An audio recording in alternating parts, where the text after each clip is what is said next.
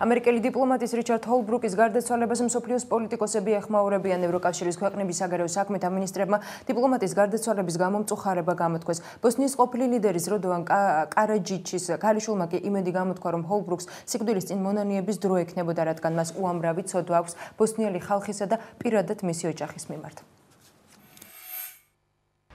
ბოსნიის ყოფილი ლიდერის რადოვან კარაჯიჩის ქალიშვილმა ამერიკელი დიპლომატის რიჩარდ ჰოლბრუკის გარდაცვალებასთან დაკავშირებით განცხადება გააკეთა.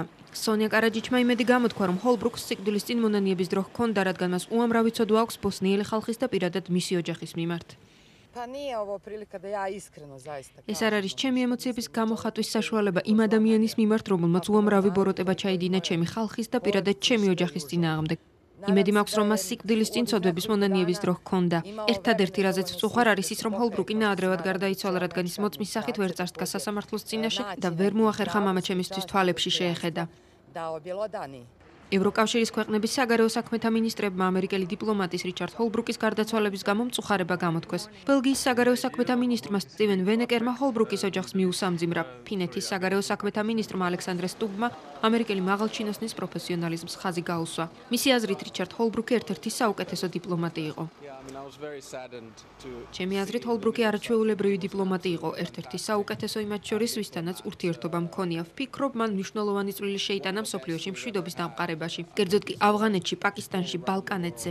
ის ინტელექტუალი იყო, დიდი დიპლომატი, ამიტომ მისი გარდაცვალების ამბავმა თითოეული ჩვენგანი დაამწუხრა. შვედეთის საგარეო საქმეთა მინისტრის კარლ ბილტის აზრით კი ჰოლბრუკი თანამედროვე ისტორიის ერთ-ერთი გამორჩეული დიპლომატი გახლდათ. ბრიტანელი მინისტრის დევიდ ლიდინგტონის განცხადებით, რიჩარდ ჰოლბრუკის დიპლომატიურმა ძალისხმევამ ევროპას მშვიდობა და სტაბილურობა მოუტანა. სწორედ რიჩარდ ჰოლბრუკის ძალისხმევით ევროპაში მშვიდობა დამყარდა. ყველა ევროპელს მისი ვალი აქვს, ჩვენ თანაგრძნობას უცხადებთ ჰოლბრუკის ოჯახს. ამერიკის შეერთებული შტატების სპეციალური წარმომადგენელი ავღანეთსა და პაკისტანში რიჩარდ ჰოლბრუკი 79 წლის ასაკში გარდაიცვალა. რიჩარდ ჰოლბრუკი ამერიკის შეერთებულ შტატებში მნიშვნელოვანი პოლიტიკური ფიგურა იყო. სწორედ მის სახელს უკავშირდება 1995 წლის დეიტონის შეთანხმება, რომლის შემდეგაც ბოსნიასა და ჰერცეგოვინაში სამოქალაქო ომი დასრულდა.